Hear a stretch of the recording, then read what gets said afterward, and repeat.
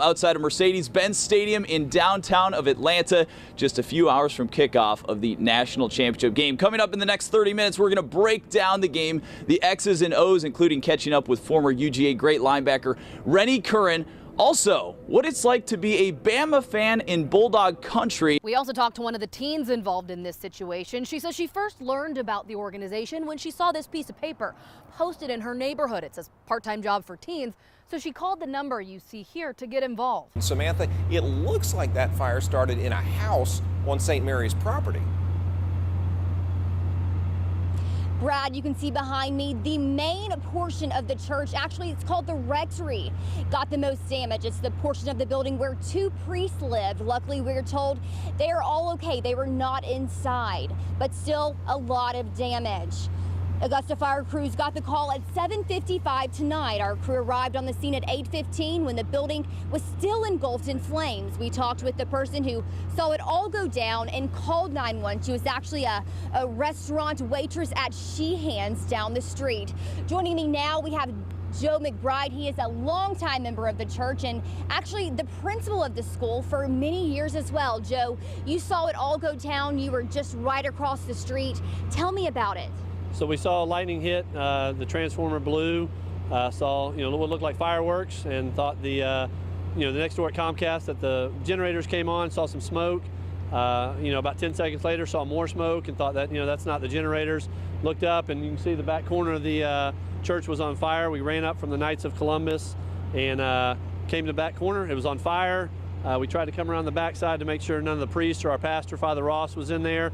Broke down one of the doors to come in, and we found that nobody was in there, waited for the fire crews to come, but it went up pretty quick. It probably lasted maybe 25 minutes before it was fully engulfed, and fire crews were here, but not a good day for St. Mary's parish. And thank goodness no one was inside. And as you told me, several members of the church actually live around this area, and I've seen them, I've talked to them, they're heartbroken. I'm sure you guys have something to do to try to help get this church back on its feet. Tell me about that. St. Mary's is a great family. We'll come together. Luckily, none of the priests were there, so they're material things, but those things can be taken care of. But they're fine. We'll rally together. A lot of them live on Glen Avenue and Montesano in this area and on the hill, so we'll rally around them and as a family come together and make sure this is taken care of. Thank you so much, Joe McBride. I really appreciate that. And sad night again tonight. We know so far that the fire is under control. There are still crews out here going inside, kind of evaluating everything. I did speak with a priest earlier one of the priests that lived inside, and he was just too emotional to talk, but that is understandable. But we'll be praying. We will also be here for St. Mary's on the Hill. For now, live in Augusta. Is in Panama City, Florida, and has more on how a community is staying strong after the storm. The devastation is massive in the small Florida town of Fountain, and everyone here is working together to recover. Come on in. This way. Here at Victory Tabernacle Church, people are donating supplies to the people. Fountain here happens to be our old hometown, so we had to come here specifically and bring a load of a lot of donations from the church, and we want to continue helping. Barbie Nolan and her husband traveled from Dothan, Alabama to donate more than $30,000 worth of supplies their church collected. Others are helping by handing out hot meals or bottled water. Every person I help get a bunch of water and a bunch of food to their house, that's one less person that has to get out on this road. That's one less 911 call. Hi, what can we get you? Neighbors helping neighbors. All right. Do you need is the headline amongst the devastation in Fountain. You need flashlights, okay. If you know any friends that can come and help us out, please send them. So that's really the thing that I've been doing, is picking people up and transporting them up here to get food and water so they can eat, because they have no way out. Victory Tabernacle's church was destroyed in the storm, but the pastor is keeping the church sanctions doors open to fill supplies. I drove through a couple neighborhoods and talked to a couple families, and they said if it wasn't for the church efforts, they wouldn't know how to survive. And that makes me good to hear that there are people in this area that realize that we're here and that we've helped them out. That makes me feel good to hear that. Today's better than yesterday, and tomorrow will be better than today. You're all closed up. It's a beautiful thing to see the good side of humanity. We're so busy in this world, we don't think about our neighbors, but the truth is, when the need arises, we respond. To get these seats here at the 18th hole, people wake up and get in line well before the sun comes up. And the difference between row 3 and row 10 could be a matter of seconds. We start at the end. The most coveted seat in the world today is a spot in front of the 18th green at Augusta National. The gallery's filled, security tallying chairs before sunrise is even over. Members have priority, so the first rows are taken before guards allow patrons inside. Chaz and Sam, it's worth waking up early for it, got in the first non-member row. We drove from Greenwood, South Carolina. We got up at 3:45, which landed them here around 5 a.m. They say there was already about 100 people in front of them waiting for the gates to open. But everyone's speed walking. Because even in the mad dash to the 18th, no running is allowed. So everyone's running into each other. His shoelace came untied. We were tripping all over the place. Why get up so early to make you here? I mean, why is it worth it? See history, see Rory win it. Yeah, we might get to see the 6th career Grand Slam ever. So their spot choice is obvious. Another area that needs little explanation, Amen Corner. It was mesmerizing. For Hugo and James, these seats provide more than just beauty. We could see people coming in, teeing off, and then driving over. This tactic of positioning yourself between multiple holes is practiced by many. The balls are going to be coming right here. We get a chance to see this hole. We get a chance to see them tee off on the next hole. For Catherine Lucky, look at the pin placement today. Her spot is tradition. When we first started coming, there were no ropes, no anything. And we had a blanket here and a blanket on 18. Then they cut us down to one chair. And I just love 9. She's sat along the walkway of the 9th hole every year for 51 years. To some, 9 would seem kind of random. Why you love it? Sometimes it's won or lost on 9. No matter where you sit in the morning, the 9th, the 12th, or the breakfast table, come Sunday evening, golf fans around the world watch the 18th hole as the 2018 champion puts on the green jacket. At the 2018 Masters at Augusta National Golf Club, Ashley Osborne, WJBF, News Channel 6. A very close race for Georgia's next governor, which is why both candidates are drawing in some heavy hitters. The Vice President of the United States in Grovetown, Georgia, campaigning for Republican candidate Brian Kemp. More than 1,000 people showed up here in Grovetown to see the Vice President campaign for Republican candidate for Governor Brian Kemp. We made history in 2016, and we're going to make history again in 2018 when we re-elect Republican majorities and send Brian Kemp to the State House. And to get here, some got in line hours early. God had a hand in 2016 election. He's got his hands in this 2018 midterm. Bill Thweet, one of the last to leave. We've got to get away from this socialism, liberalism, and all this stuff that's just dividing our country. And Stacey Abrams, the name the VP attached to those ideals. Brian's opponent, Stacey Abrams. Disapproval and boos from the crowd at the mention of a blue wave coming to Georgia. Well, let me tell you something. If that's the blue wave, it's going to hit a red, white, and blue wall come Tuesday, November 6th. Now, as you know, this race is a fight for our future, literally a battle for the soul of our state and who we are. Vice President Pence mentioned the celebrities backing Kemp's challenger. Well, I'd like to remind Stacey and Oprah and Will Ferrell, I'm kind of a big deal too. Friday is Brian Kemp's birthday, and according to the Vice President, the gift he wants from Georgia voters is 4 more years of Republican leadership. Both Brian Kemp and the Vice President stayed in town a little while after the event to shake hands with voters at a restaurant across the street before heading to Savannah, Georgia. In Columbia County, Georgia, I'm Ashley Osborne reporting. The president will arrive in just a few minutes. Sean. In John and D, more than 1,300 people are expected to attend tonight's event here at Airport High School. Whoever Trump wants, that's who I'll vote for. 2 choices. Warren. I think we're going to go with McMaster. I'd be voting for Warren. Hundreds turning out to West Columbia for a chance of a lifetime to see President Donald Trump. Because he's not a politician. He's looking out for us. The president making his way from the White House to the Palmetto State in a last-ditch effort to raise momentum in Governor Henry McMaster's favor. South Carolina Republican voters are choosing between McMaster and Greenville businessman John Warren in a runoff for the GOP gubernatorial nomination. The winner of the primary will face Democrat John Smith in the November general election. On the minds of the people who traveled near and far to see the president, immigration and the economy. I'm expecting to hear from him on immigration. And that's the big thing right now. And the economy, talk about the economy, how great it's doing, how much unemployment is, how well unemployment is. For one Airport High School student, it's a chance to understand a different perspective. Honestly, the only reason I'm out here is to understand what the other side views and why they're here. Jenny, it's hard to imagine something so cruel. Someone allegedly threw a litter of puppies on Bobby Jones Expressway right by the Gordon Highway exit.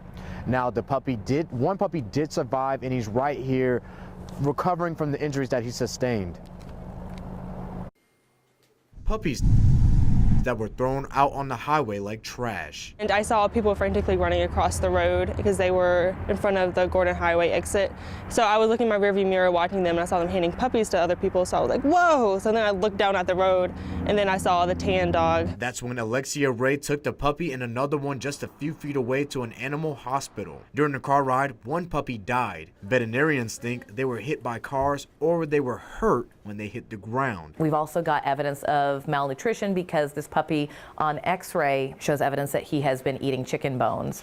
So we suspect that probably wasn't in the best condition prior to being abandoned. The vet is waiting for the puppy's battered and bruised lungs to recover to see if she can possibly do an operation to remove the bones. And then what we'll see is, okay, is his lung function stable? And at that point, we can then address the foreign body problem. The Good Samaritan who brought the puppies in tells me she can't believe this happened. It's sad that someone did it, and it's sad that he's in the situation he's in, but it angers me that someone just dumped them on the highway, interstate, instead of they could have just dropped them off at the shelter. A third puppy was found but later died because it was hit by a car. Witnesses believe there are 6 puppies with 3 unaccounted for at this time. If anyone knows what happened, they should have definitely called the police when it happened, but if they didn't, they should do it now. We just want to make sure that every other puppy that was abandoned in this situation receives the care it needs. I saw the picture, that's all I know at this point, but I'm greatly honored by that.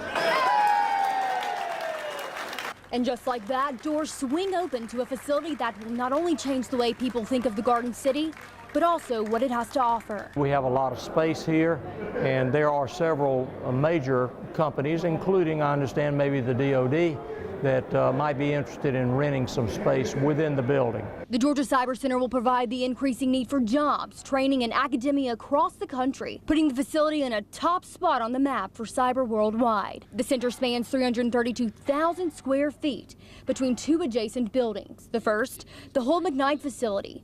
Here's an inside look of the first of its kind center, with 5 floors. The top occupied by the Georgia Bureau of Investigations to meet high security needs. The investment that we see tonight and it opening up to academics, to industry professionals, to students, it certainly is transformational for our city. This, what you will find on the first level, an auditorium that seats nearly 4,000, a specialized training room, and then a conference area. And don't forget a place to buy a cup of joe. Then on the second, classrooms where all the learning will take place. And on the third floor, our main role is to try to take all the activity that's happening here with the university and with the other institutions that are part of this and try to really leverage that to grow business innovation so that we have more new businesses created around cybersecurity. Now level 4 is where all of the high security investigations will go down. GBI investigators will use these labs to crack into cell phones and get to the bottom of crime. It may soon be outgrown in terms of both buildings.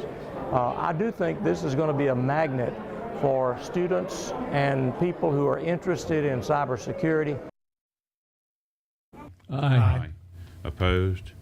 That's unanimous. Just like that, construction at Plant Vogel is moving forward. The Public Service Commission says yes to Commissioner Tim Echols' 16-part motion that states Vogel Units 3 and 4 should be completed. Georgia Power's attorney immediately accepted the new terms set by the commission. It's the commission's job to make sure this project, among others, balances the interests of utilities and the state as a whole. I certainly believe that the commission did reach a fair balance, that there were takeaways from the company. The commission voted to dock the allotted profit Georgia Power can recoup from money they invest in the project. That's your money they're investing, collected from your power bill each month. Going forward, the company's rate of return on Vogel construction will be docked from 10% to 8.3% starting in 2020, and then to 5.3% in 2021. However, the motion makes it clear that there is no cap for spending on the more than $20 billion project. If this project goes forward, with a blank check, people will suffer for many years to come. Commission analysts say the company is slated to make an extra $5.2 billion because of cost overruns so far. The commission says the measures they've put in place will reduce the revenue the company collects from your bills by about $1.7 billion. It's not clear how much of that is profit. The commissioners also voted to give customers 3 $25 credits on their bills over 2018. The average Georgia Power customer has paid about $100 a year for the project for several years. That rate is expected to increase when the reactors go online. And that charge will remain in Georgia Power customers' bills for the life of the project, 60+ years. Hi, Mary. Yes, we are less than 8 hours out from kickoff of the national championship. I'm just a few blocks north of the stadium. Check out all of the big rigs. We've got Harry's Doghouse, and we also have a lot of Bulldog fans out here. It's only a few degrees above freezing, but they're out and they're ready to go. And I'm joined with Lincolnton's own Billy McWhorter, actually a former Bulldog mascot. Billy, I talked with you before the SEC championship game right here, and you're back, national championship. How's it feel? It's great. It's incredible. We've been waiting a long time to be up here. What would it feel like for a Bulldog win? Words can't describe it. I don't even know what to say. What is this experience, this camaraderie with your friends, your family? You guys come out here all the time. What is this like? Man, it's incredible. Everybody just rallies behind the Bulldogs. We're Bulldog faithful. We go wherever we can to support them. Heck, I was in Pasadena, California last weekend. Now I'm back in Atlanta. It's time to win it on our home soil. Well, Billy called the Dogs on that plane ride out to Los Angeles, so we're going to have him do that and quit talking. Billy, how about you call the Dogs? Who's that coming down the track? Who's that coming down the track? It's a mean machine in red and black. It's a mean machine in red and black. Ain't nothing finer in the land. Ain't nothing finer in the land than a drunk, obnoxious Georgia fan. Than a drunk, obnoxious Georgia fan. Go Dogs! Go Dogs! Go Dogs! Go Dogs! Well, guys, we're just, again, less than 8 hours from kickoff of the national championship game. The rain is holding up, and these guys are ready for a Dog victory. We'll have more at 5 o'clock in our 30-minute special. Join us then. Back to you guys. This is what I'm going to do for the rest of my life, and I want to be great at it. Greatness knows no age. It was the second shot on the par 4 at Torrey Pines. I had to hit it under a tree and cut it through a bunker. Very narrow. It's like threading a needle. 9-year-old Luke Parsons executed that shot to win his second Junior World Championship. Congratulations. I love hitting hard shots under pressure. His memory and attention to detail are simply remarkable. The year he won at Pinehurst, how many times did you play that course? 40 times? Yeah, 40. Yeah. Like we play it like 40 times to the point where we remember every single yard. And there's that triangle to the right. Luke's father, Tim, introduced him to golf when he was 4.5 years old. I think part of it is just being obsessed with detail, like with me when I'm doing microsurgery. I like visualizing the putt going in. And now that methodical, surgical approach has guided Luke to golf's hallowed grounds. I've never been to the Masters. But that changes on April 1st. Many pros play there and many people go there, but I'm actually going there to compete and win. That's right, Luke is one of 80 finalists who will compete in the 5th annual drive, chip, and putt competition at Augusta National, and the first from the CSRA. It means a lot to me. I mean, this is like a small golf course, and it feels great to represent it. We're 45 minutes from Augusta, and it's just phenomenal that we have a kid that plays and practices here that will compete to drive, chip, and putt. Luke practices at Sweetwater Country Club in Barnwell, but his family moved from the Bay Area of California to Sally, South Carolina 5 years ago. The staff at Pebble Beach said, really, the golf is southeast. The Medical College of Georgia and USC, they wanted me to come here as a consultant, and we looked right between those two spots, and it was Sally. Luke has certainly made his community proud, but it's a full-time gig playing over 80 tournaments a year as just a 9-year-old. Yeah, I think I took a day off on last year. It was Christmas. We played on my birthday, Did right? you play? Yeah. He has fun with his remote control cars and airplanes, and we balance things out. Check the wind. It's in my back and blowing glass. But when it's time to practice, it's time to practice. He is very serious about what he does. I mean, a lot of kids come out wanting to drive the karts, have fun. He's focused about what he does. And it shows, especially in competition.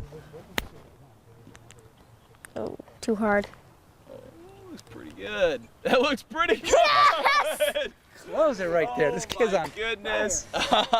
But it's only the beginning for young Luke, who expects to return to Augusta National down the road. I'm going there to compete and win. I think when I turn pro and I'm right there, I'm going to remember that moment.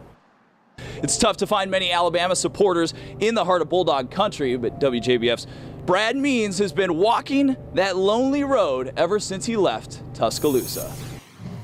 Hello, everybody. As a newscaster, it's such a privilege to be welcomed into your homes each night. But as an Alabama fan, it can feel downright lonely in these parts. And coming from a place that prides itself on pachyderms, sometimes I feel like the elephant in the room. When I'm with my family, I feel all the Alabama love a man and a fan could want. Outside of that support system, though, it's clear that I am far away from Crimson Tide territory. Cecil, I need some Alabama gear. Can you hook me up? But Cecil could not hook me up. Rack after rack of Georgia stuff at his store. A room full of red and black where Roll Tide means nothing. We're about to have the national championship game. Why don't you have any gear for one of the teams? We're not a team sports store, so we kind of get location-based. You have Georgia stuff? We do. We're in Georgia. Yes, Cecil, we're definitely in Georgia. Come on, everybody! Come on! A fact painfully reinforced when I rocked my crimson at the corner of Bobby Jones Expressway and Washington Road, a place I shall now call the intersection of insults. Roll Tide! That man just said, "You suck, go Dogs." That's not very nice. Woo! Roll Tide! Augustans are usually so nice. No! You're holding out the wrong finger. My family feels it too. My son Sam and his high school basketball teammates are typically tight, but not when the Dogs and the Tide square off. The loneliness of the Bama fan in Bulldog country is real. Sometimes it's so tough you just don't want to get out of bed. But you have to wake up and face the real world. Your team needs you. Maybe I'll just watch the game at a local hangout. Starting to get the feeling that I've wandered back into Bulldog Nation. But even with all this dog decor, all these walls with all this memorabilia, the crew at Carolina Ale House assures me there's a place for me here on game day. All fans are welcome here. Doesn't matter what team you're going for. Everybody kind of plays along with each other, and everybody's welcome.